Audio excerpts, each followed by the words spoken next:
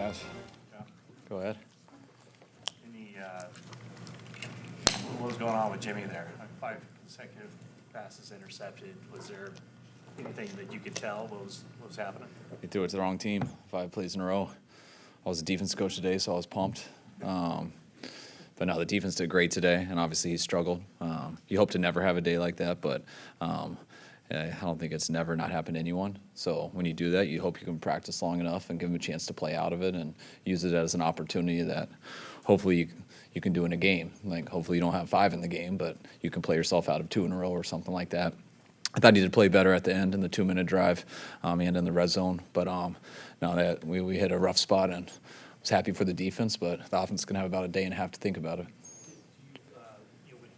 When those things start to steamroll a little bit or snowball, did you sense any body language, negative body language or anything like that? No, I think there's frustration, and it's more competitive. And I think sometimes you got to balance out whether that's a good thing or a bad thing. I mean, you want it so badly to make it up the next play. But the next play, you still got to make the right decisions and give what the defense gives you.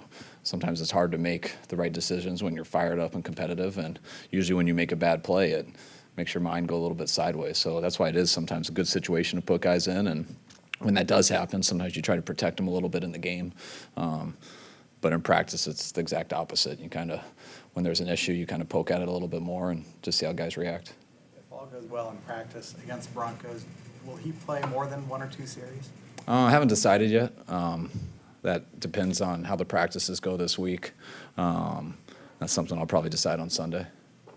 Why wasn't Joe Staley participating in team drills?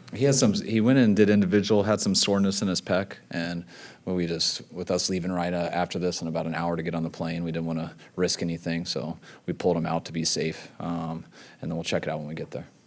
Is Kittle day-to-day? Yes. Yeah. He has some calf tightness. He reported 2 days ago, so he's day-to-day. There's so much familiarity between the two teams that'll be scrimmaging later this week.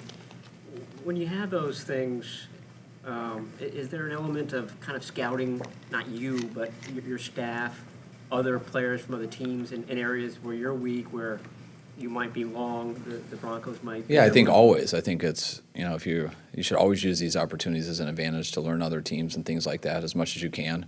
Not just knowing each other, but also scouts, everyone. Like it helps you for trade possibilities, but it also helps you.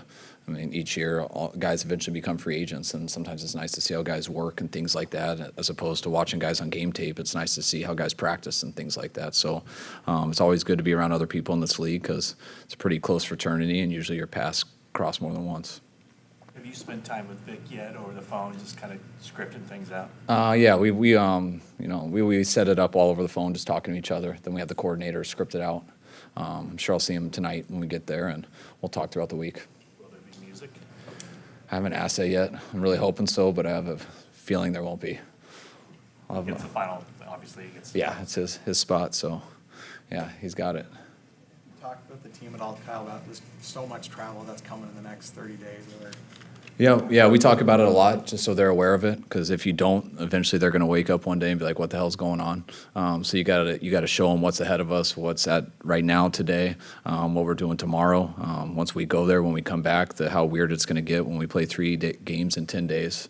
So there's a lot of challenges with that, also with the injuries and the 90-man roster. So that's one of the biggest things in camp. It's not just focusing on football. It's focusing on how to balance all this stuff out. And they're aware of it. It is what it is, so you got to make the best of it. And our guys are pretty mature with that. You get into the regular season aspect of it yet, or is right now it's just deal with? Yeah, we don't get into the regular season yet. I mean, we know that we're starting on the road. We know that we're going to the East Coast on both of those games. We also know that's a lot more humid out there than it is here, so it's stuff we talk about, but it's not stuff that you can worry about too much right now. We'll deal with that when our preparation will help us. Do you have updates on Julian Taylor, Dre Greenlaw, and Levine Toilolo? Yeah, Julian Taylor, just a stiff back, so we kept him out today.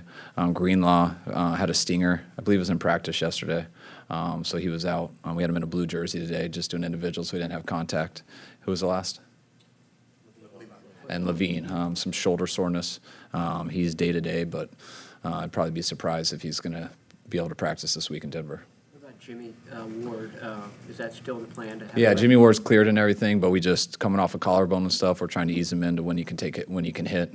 We know Jimmy is going to hit every single second he has a chance to, so we got to protect him from himself a little bit. So nothing on Friday and Saturday for him? No, I'd be very surprised if we did. Where's D Ford in his return from there? He's close. Usually, I think that when you get what he got done, I think it's usually about 2 weeks. So we're getting closer to that. So he's going.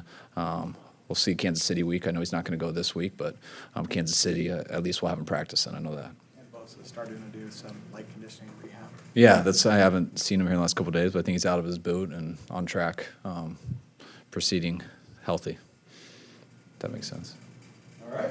But Kyle, going back to Saturday night real quick, two guys that made their 49er debut was Street and Wisnowski. What did you think of those two guys? I thought they both did a solid job. I mean, by no means were they perfect, but I was real happy for Street, just the battle he's had in this last year since his injury coming out of college. It's been a long road for him and to get healthy, and he's been battling through camp. We got a lot of depth there, and he's competing, and I thought he did a good job in the game. And Wish did some good stuff too, had some real good punts. I know he had a couple kickoffs that were off, but I think it was good for him to get out there, get his jitters out of the way, and I was happy with him.